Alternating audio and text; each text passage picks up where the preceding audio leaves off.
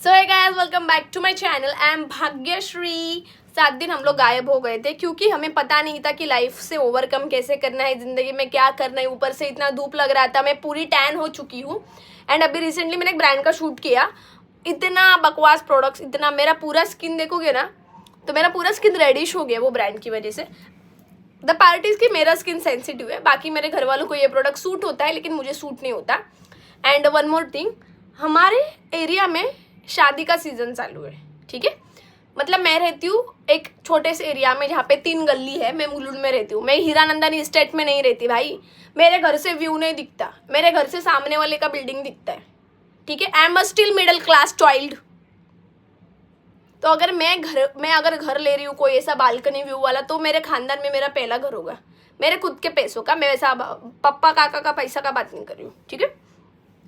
तो हमारे एरिया के 3 गली है और 3 ही गली में मंडप डाला है और 3 ही गली में शादी हो रही है लड़कियों की, ठीक है।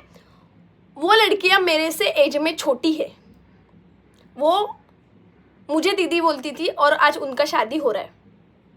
तो उसको देख के मेरे घर वाले बड़े इंस्पायर हो रहे और मेरे घर में मेरे काका पप्पा को लगता है कि अगर वो मेरी शादी करवा देंगे किसी से तो मेरा जीवन एकदम सफल हो जाएगा, उनको तृप्ति मिल जाएगी, वो अपने कर्तव्य कन्यादान करके ख़त्म कर देंगे। भाई ऐसा नहीं होता, मेरे को नहीं करना इतना जल्दी शादी, मैं खुद को नहीं संभाल पाती हूँ, वो मुझे क्या संभालेगा, वो क्या बेबी सिट करेगा मुझे।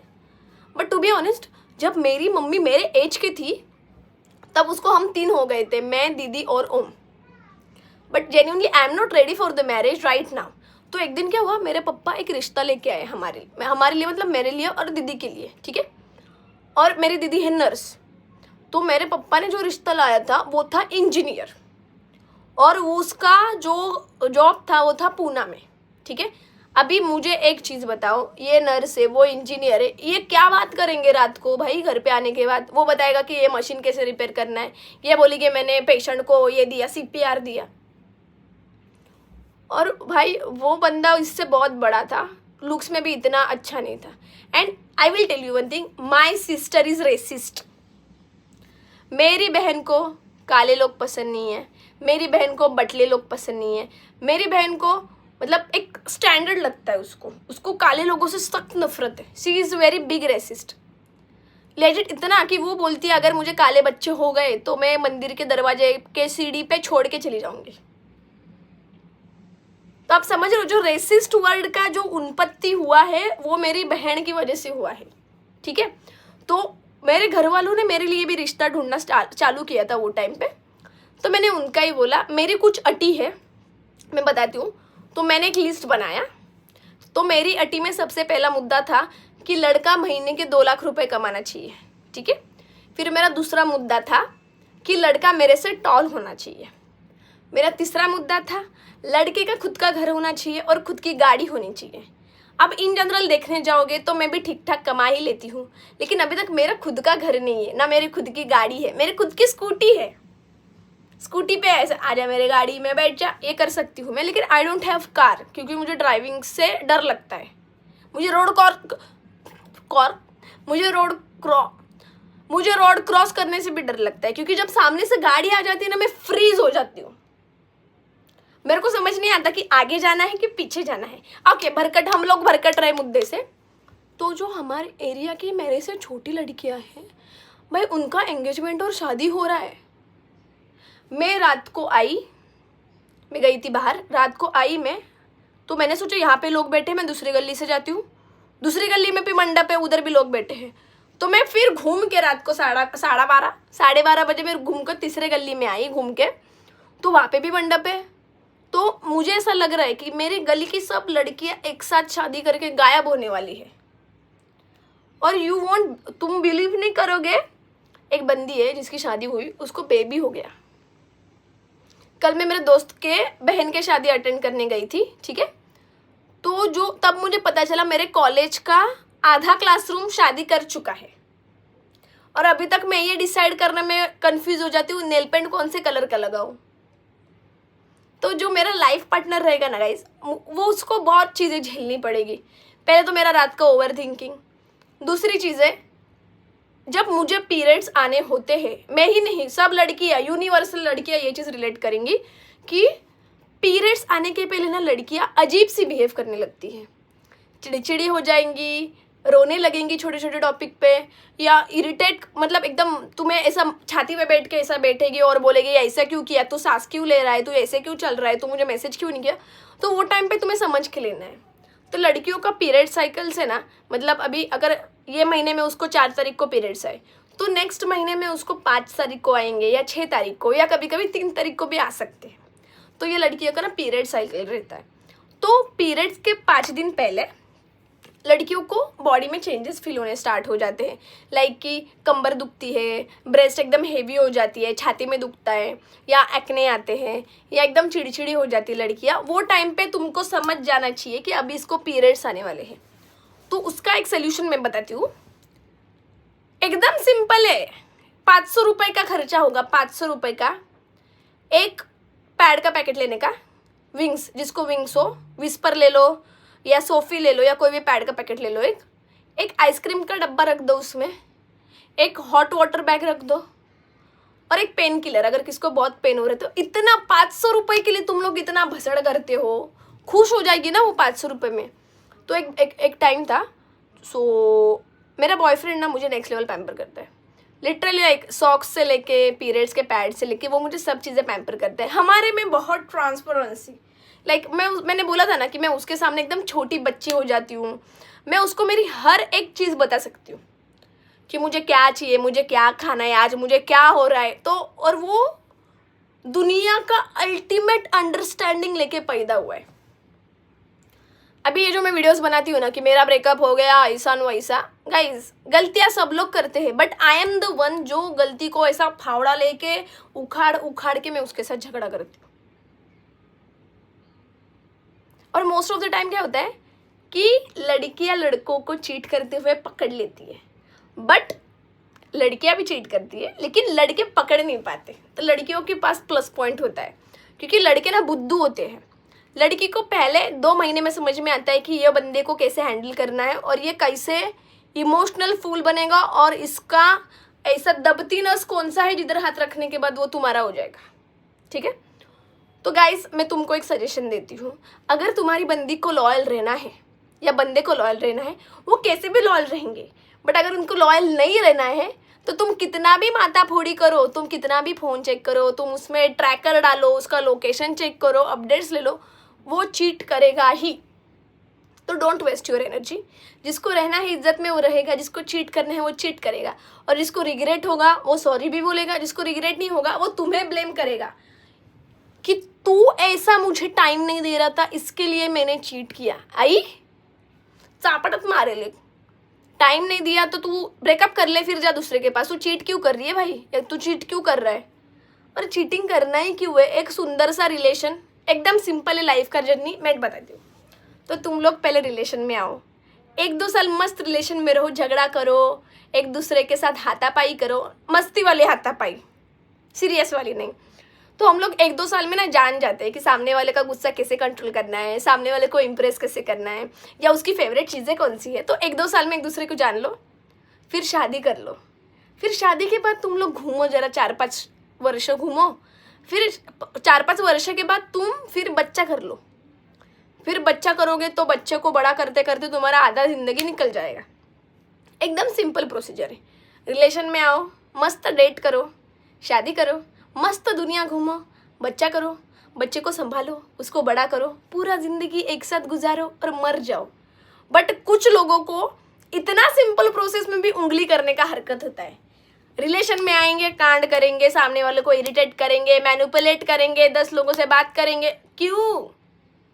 तो तुम लोग बने ही नहीं हो रिलेशनशिप के लिए। और यही लोग होते हैं जो ऐसा स्टोरी में डालते हैं, I want old school love, मुझे पुराना ज़माने का प्यार। पुराना ज़माना में कबूतर 7 दिन लेता था चिट्ठी पहुंचाने को, तुम्हारे में इतना पेशेंस नहीं है, तुम लोग 2 दिन में चिट कर दोगे। पुराना ज़माना का प्यार बहुत अलग था भाई, लोग मरते थे एक दूसरे पे, दूसरे के लिए मरते थे। अपना हिस्ट्री चेक करो, प्यार के लिए भाई इतना कुर्बानियाँ दी है सब लोगों ने, नेक्स्ट लेवल। और अभी के लोगों को 2 दिन का पेशेंस नहीं होता, आज झगड़ा किया कल तमाशे। तो इमेजिन करो कि पुराने ज़माने में जो कबूतर चिट्ठी लेके जाता था वो बीच में अगर सपोज गलती से मर गया तो जो प्रेमिका थी तो उसको कैसे पता चलेगा कि ये प्रेमिका इधर क्या हो रहा है। बहुत बार ऐसा भी होता था कि लड़का सीखने के लिए बाहर गाँव जाता था और वो रिटर्न आने तक उसकी प्रेमिका की शादी हो चुकी थी। दिस इज सो डिप्रेसिंग, पता है। और तभी के टाइम में इंटरकास्ट मैरिज मतलब मौत का नंगा अनाज भाई। इंटरकास्ट मैरिज तो शक्य ही नहीं।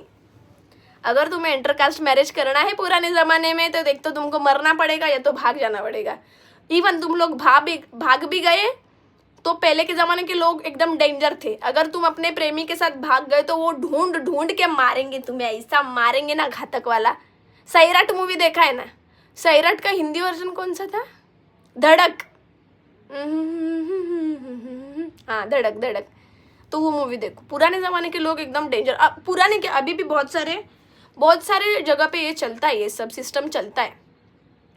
और अभी भी बहुत सारी जगह पे जब बच्चियाँ छोटी होती है तभी उसको डिसाइड कर देते हैं कि इसका शादी किसके साथ होगा। भाई अगर मेरा ऐसा हुआ होता तो मेरा बचपन में अगर किसी के साथ शादी पहले से तय किया होता और अभी मुझे पता चलता कि मेरे सपनों का राजकुमार तो गांव में रहता है और वो ऐसा ऐसा ऐसा ऐसा है, मेरा तो पूरा फिल्मी पिक्चर का मूवी हो जाता, लव स्टोरी। बट मेरे घर वालों ने ऐसा नहीं किया। मेरे घर वालों ने मेरा सपनों का राजकुमार अभी तक बनाया ही नहीं। मेरा सपनों का राजकुमार मुझे ढूंढना है और मुझे अभी भी ऐसा लगता है कि वो सफ़ेद घोड़ी पे आएगा, नहीं तो एक महंगी सी कार में आएगा। बट मेरा सपनों का राजकुमार अभी ज़रा रास्ता भटक गया है तो उसको पहुंचने में थोड़ा टाइम लगेगा, या पता नहीं किसी और के साथ शादी करके सेटल हुआ होगा। तो जो भी है, अभी भोले ने किस्मत लिखी है तो हम क्या ही बोल सकते हैं। किस्मत के आगे कौन जाएगा बताओ मुझे। हाँ, तो हमारी एरिया की जो मेरे से छोटी लड़की है उनका भी शादी हो रहा है और मेरे घर वाले फुल डेंजर। मतलब मेरी मम्मी सॉर्टेड है। मेरी मम्मी का ऐसे कि जब तुम्हें शादी करना है तभी करना, अपने को किससे लेना देना नहीं है। जो अपने अच्छे हैं उनको शादी में बुलाएंगे, ये मेरा मानना तो यही है। मेरे शादी में वही लोग आएंगे जिन्होंने मुझे ज़िंदगी में हेल्प किया है। जो लोग ने मेरे से दुश्मनी किया है, तुम लोगों को मैं पत्रिका ही नहीं भेजूंगी, मैं तुमको व्हाट्सएप पे फोटो भेजूंगी और तुम्हारा पोछा जलाऊंगी कि देखो मेरा शादी हो गया। तुम्हारा काला जादू, तुम्हारी काली जबान कुछ यूजफुल नहीं थी। मेरा शादी बहुत अच्छे घर में हुआ। रिलेटिव्स को तो मैं भेजूंगी नहीं पत्रिका। फुकट का खाने को आएंगे और देंगे 101 रुपये का, 501 रुपये का पॉकेट। क्या होता है 501 रुपये में? खाने का प्लेट का प्राइस ही उतना हो गया है। 4-5 लोगों को लेके आएंगे, साथ में देंगे 501 रुपये का पॉकेट। क्यों? किधर है तुम्हारा इतना जमीन का पैसा भाई? मेरे शादी के time, guys I am telling you, मेरे शादी के टाइम मेरा जो एंट्री रहता है ना मंडप में जाने का, उधर मैं एक बोर्ड लगाऊंगी। मिनिमम तुम दहेज दे सकते हो 5,000। दहेज भी नहीं बोलते, वो क्या बोलते, गिफ्ट लिफाफा देते हैं ना, क्या बोलते मराठी में उसको, दहेज ही समझ लो। अभी दहेज तो लड़की वाले देते लड़के को, लेकिन ऐसा नहीं। जो भी शादी अटेंड करने आते हैं ना तो वो मिनिमम 5,000 का लिफाफा लेके आना चाहिए। और अगर तुम भांडी या एसी या फ्रिज मेरे लिए दे रहे हो शादी में तो उसका कलर मेरे घर के एस्थेटिक से मैच होना चाहिए, ठीक है।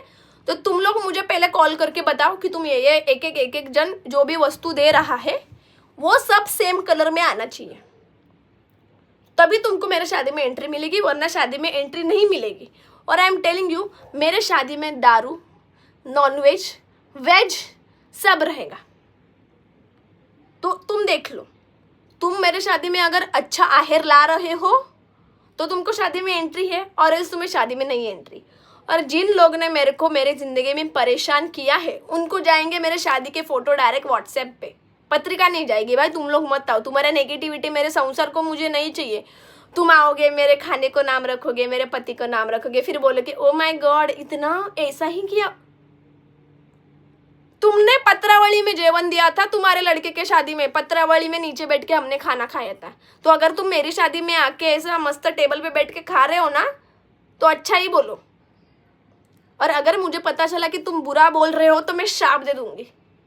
पहली बात तो शादी में बुलाऊंगी नहीं, मैं करूंगी ऐसा एकदम ग्रैंड वेडिंग। मेरे को बचपन से ना शादी करने का बहुत शौक है। मतलब मैं शादी करूंगी तो भाई और मेरा पति एकदम ऐसा होना चाहिए। ओ माय गॉड गाइज, अपना वीडियो का टाइमिंग बहुत हो गया। हाँ, तो मोरल ऑफ द स्टोरी, मेरी एरिया में जो मेरे से छोटी लड़कियां हैं उनका भी शादी हो रहा है, जो मेरे से बड़ी लड़कियां उनका भी शादी हो रहा है, और अभी बचे हैं मैं और मेरी बहन। और मेरे मम्मी का ऐसा मानना है कि मम्मी मेरे एज की थी तो इतना बड़ा बड़ा कलशी हांडा लेके पानी भरती थी, इतना बड़ा घर झाड़ू मारती थी, 100 लोगों का खाना बनाती थी। मेरे को अभी शादी नहीं करना है। मैं शादी तभी करूँगी जब मुझे मेरा प्रिंस चार्मी मिलेगा और मेरा एकदम ऐसा ब्यूटीफुल लव स्टोरी होगा, मैं तब भी शादी करूँगी। Okay, sorry guys. तो हम लोग बाद में बात करते हैं, अपना वीडियो बहुत बड़ा हो चुका है, मैं पार्ट 2 बनाती हूँ, ठीक है। Love love, see you, sayonara, love love guys.